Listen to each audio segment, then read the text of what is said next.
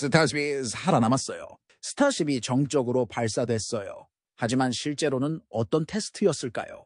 스타쉽이 또 발사해서 살아남았어요. 언제 다시 비행할 수 있을까요? 스타쉽이 대규모 열차폐 업데이트를 받고 있어요. 속도가 빨라지고 있어요. 머스크가 새로운 스타쉽 타임라인을 알려줍니다. 메이시가 본격적인 테스트 모드에 들어갑니다. 비행사의 여파 등을 한눈에 볼 수 있습니다. 얼마나 더 있는지 궁금하세요? 해보죠. 궤도 발사, 인프라 개선 및 조정. 비행사가 완료되고 비행 5가 곧 시작될 예정인 지금. 스페이스X가 스타베이스에 적용하고 있는 몇 가지 중요한 변경사항을 살펴보겠습니다. 오늘은 궤도 발사장에 도착하면 여행을 시작하겠습니다. 이곳은 우주선 비행사의 격렬한 화재가 발생한 지 일주일이 지난 곳입니다. 우리는 흔히 OLM으로 알려진 궤도 발사 마운트에서 시작하겠습니다. 발사 당시 가장 많은 화재가 발생한 곳이 화성의 관문에 있는 건물이었기 때문에 특히 흥미로운 점검이 이루어질 것입니다.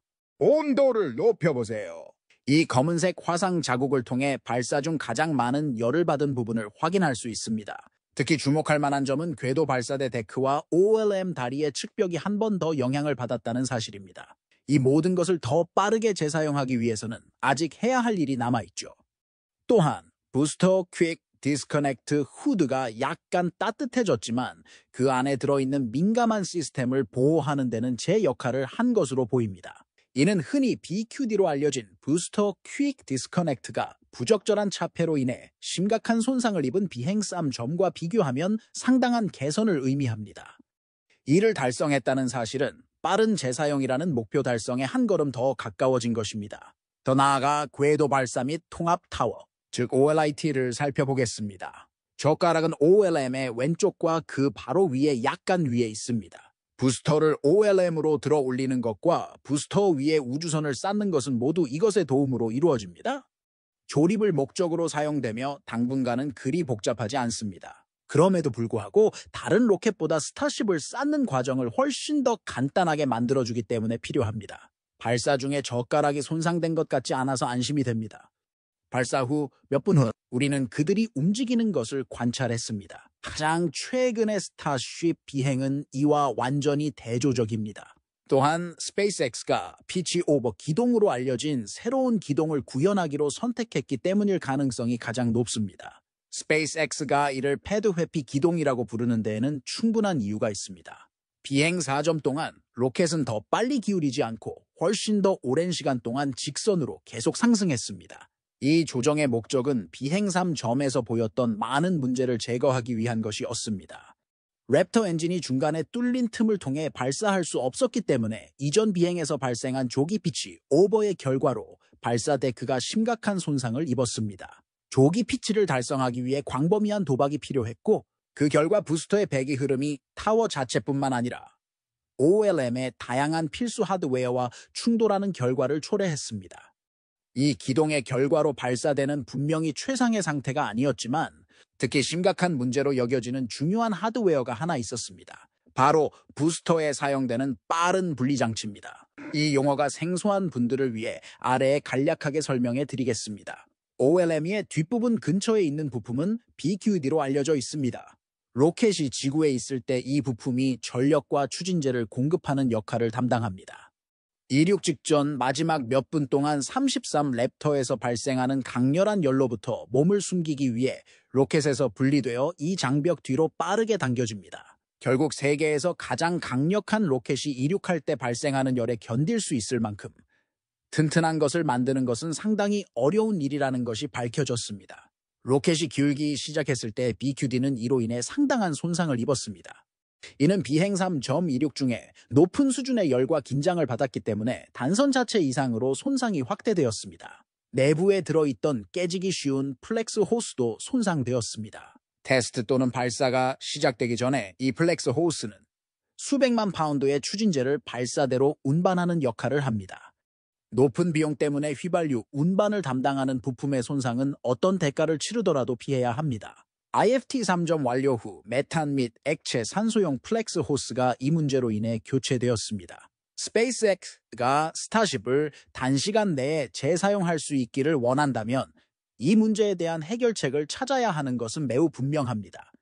스페이스X가 후기 피치로 가기로 결정한 주된 이유 중 하나는 이것 때문이며 심각한 손상 증거가 관찰되지 않았기 때문에 성공적인 결정으로 보입니다. 두 번째 타워의 새로운 OLM은 매우 다른 모양을 가질 수 있으며 이는 놀라운 일이 아닙니다. BQD5에 대해 숟가락이 조치에 혜택을 받은 것으로 보입니다.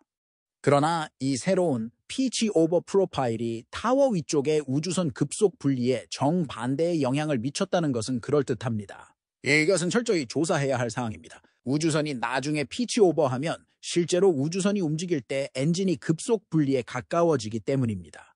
우주선 QD는 몇 가지 단열자의 조각과 약간 잘못 정렬된 연결 패널을 제외하고는 발사에서 완전히 살아남은 것으로 보입니다. 표면에 보이는 것보다 손상이 더 광범위할 수 있다는 사실은 항상 생각할 수 있지만 완료된 비행 후 Q 대비에 더 나은 형태로 보입니다.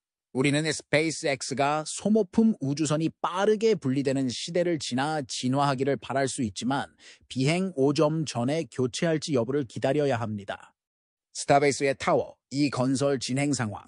조금 더 내려가 보니 이번 비행과 같은 비행에서 장비 하나가 일반적으로 잘 견디지 못한 것 같습니다. 수직 탱크팜은 제가 논의한 주제인데 다행히도 수직 탱크팜을 패드에 가깝게 배치하는 것이 가장 신중한 조치가 아니라는 것을 다시 한번 보여주었습니다. 아직 존재하는 모든 액체 산소 탱크는 얼마 전에 충돌한 것으로 보입니다.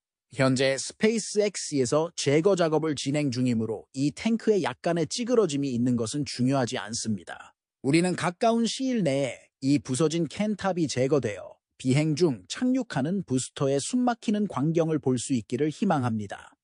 지난 며칠 동안 머스크는 비행 5점과 여러 차례에 걸쳐 매우 무거운 부스터를 획득할 의사를 공유했습니다. 스페이스2X 가이를 달성할 수 있을까요? 아래에 댓글을 남겨서 알려주세요. 타워, 이 아무것도 방해받지 않을 것입니다. 멋진 전망에 대한 주제로 넘어갑니다. 어떻게 진행되고 있다고 생각하십니까?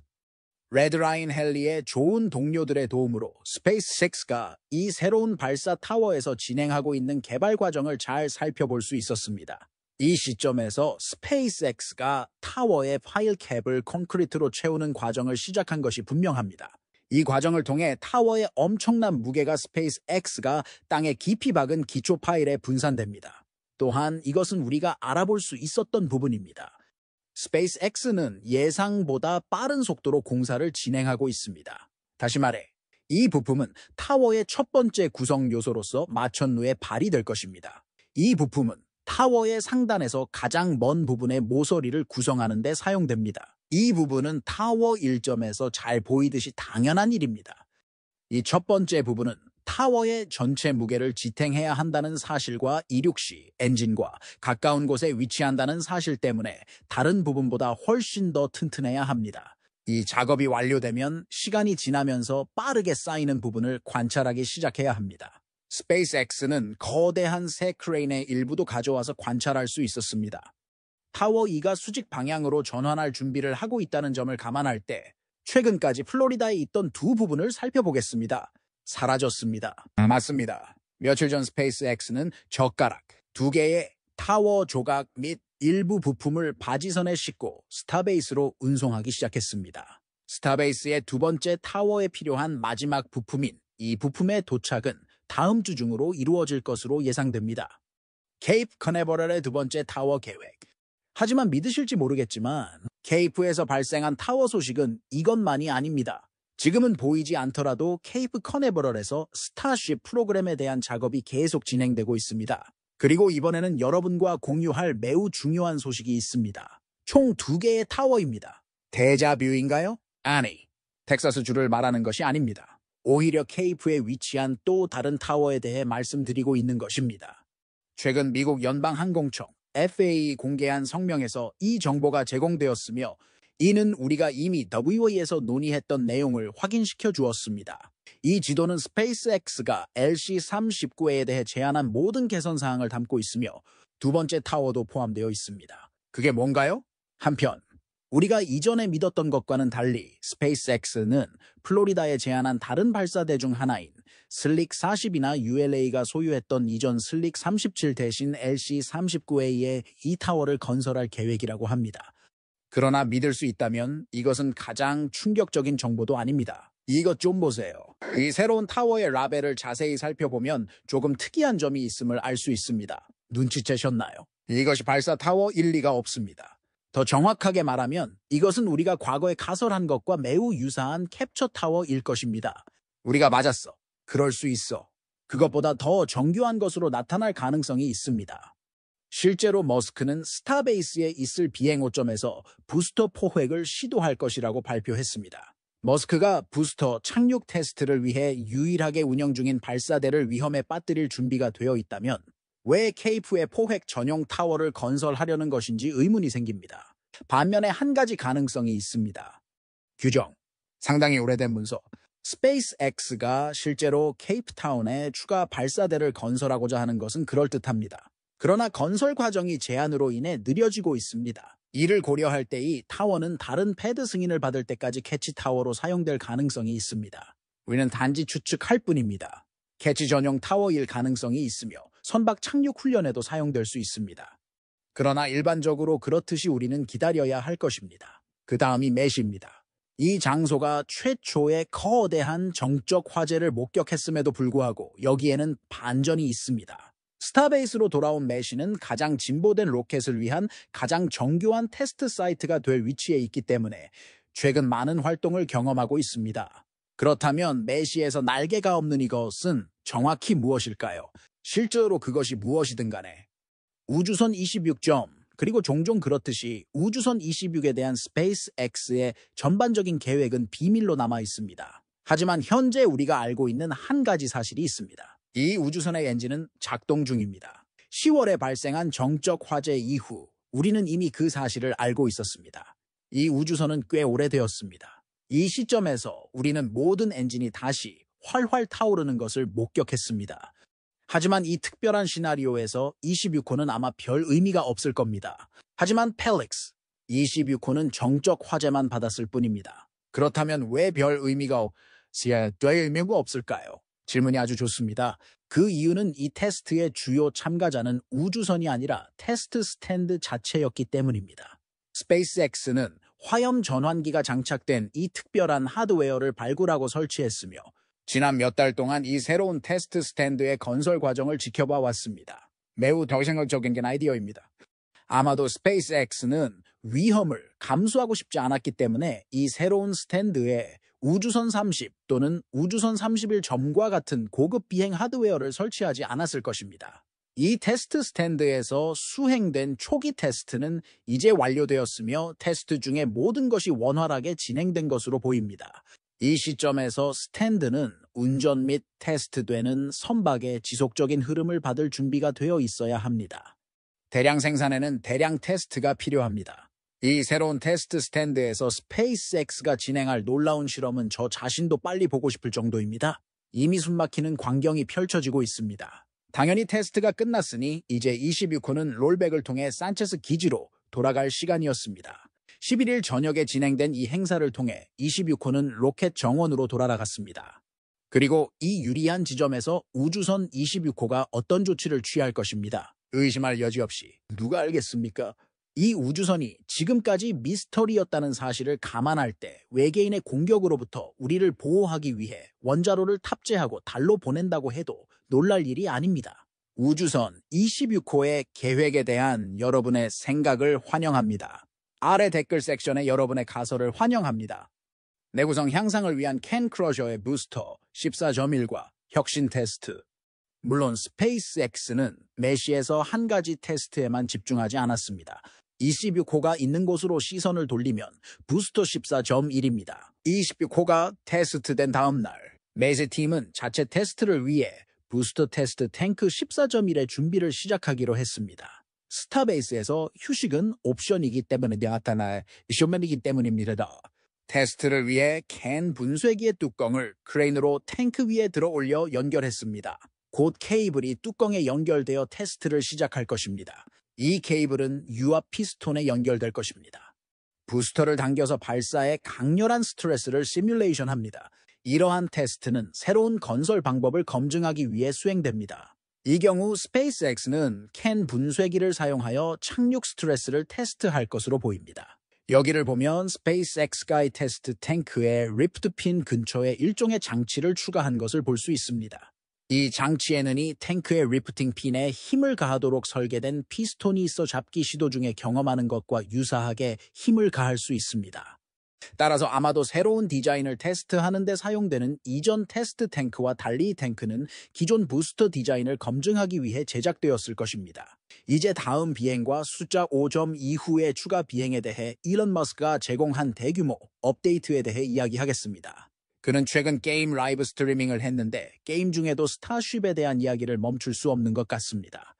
그는 방송에서 플라이트 O의 몇 가지 흥미로운 측면에 대해 자세히 설명했습니다. 가장 중요한 변화는 플라이트 O의 하드웨어, 특히 우주선에 대한 것입니다. 아시다시피 우주선 29는 비행 중 열차폐에 몇 가지 문제가 있었지만 다행히 임무가 중단되지는 않았습니다. 하지만 로켓의 플랩이 비행 중에 녹는 것은 최적이 아닙니다. 앨런에 따르면 스페이스X는 이 문제에 대한 훌륭한 해결책이 있다고 합니다.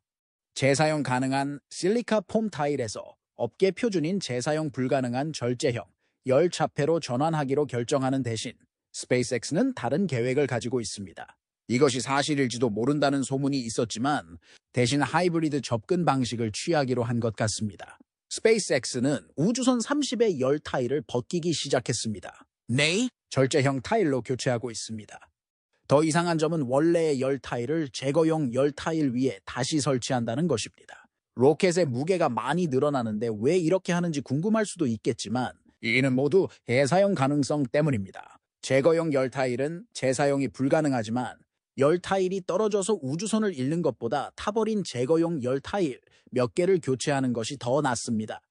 전체 시스템에 추가 중복성을 추가합니다. 중복 시스템 승무원 등급을 받는 것이 훨씬 쉬워집니다. 이렇게 하면 로켓의 무게는 더 늘어나지만 가장 안전한 로켓 중 하나가 될 것이므로 가치 있는 트레이드 오프처럼 보입니다. 그러나 일론 머스크는 여기서 멈추지 않았습니다. 그는 또한 부스터십의 새로운 비행 프로필을 설명했습니다. 앞서 논려댔듯이 스페이스X는 다음 비행 중에 세계에서 가장 크고 무거운 로켓을 메차질라에서 잡으려고 계획합니다.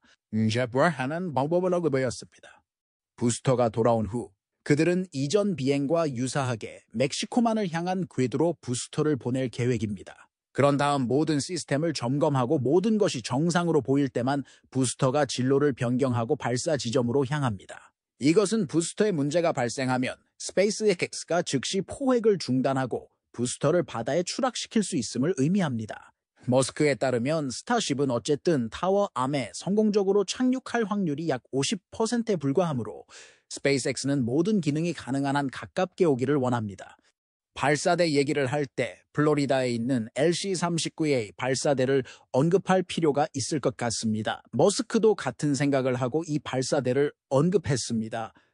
스페이스X가 플로리다에서 첫 스타쉽 발사를 2025점와 곧 있네요. 머스크가 방송에서 마지막으로 언급한 것은 붉은 행성으로의 첫 스타쉽 발사에 관한 것이었습니다. 이제 얘기하고 있네요. 그는 그들의 계획이 약 3년 안에 화성으로 향하는 우주선을 만드는 것이라고 말했습니다. 그것은 미친 짓입니다. 이것은 승무원 없는 비행이 될 것이지만 미래의 우주 비행사들이 따를 수 있는 길을 열어줄 것입니다. 화성으로의 발사 기간 때문에 아마도 4년에 가까울 것입니다. 그러나 한 가지 문제가 있습니다. 안전을 위해 소금 한두 알로 받아들이십시오. 이 예측은 일론의 시간이며 기껏해야 낙관적일 수 있습니다. 이는 스페이스X가 다음 발사까지 거의 2년을 기다려야 한다는 것을 의미합니다. 스페이스X가 3년 후에 화성에 우주선을 보내든 5년 후에 보내든 우리는 우주선 프로그램 덕분에 화성에 점점 더 가까워지고 있습니다. 흥미로운 시간이 다가오고 있습니다. 스타베이스에서든 플로리다에서든 무슨 일이 일어나든 계속해서 여러분을 위해 보도할 것입니다. 영상을 시청해주셔서 감사합니다. 여러분도 저처럼 이 영상이 흥미롭고 생각을 자극하는 영상이었기를 바랍니다. 좋아요를 눌러주시고 친구들과 공유해주시고 유익하고 재미있었다면 더 많은 업데이트를 구독하는 것을 잊지 마세요. 여러분의 성원은 채널을 확장하는 데 큰 도움이 되며 다음에 업로드할 영상에서 여러분과 더 많은 이야기를 나누고 싶습니다. 또한 댓글 섹션에서 여러분의 생각을 공유해 주시면 감사하겠습니다. 오늘 논의되는 주제에 대한 여러분의 의견을 듣고 정말 궁금합니다. 안녕하세요.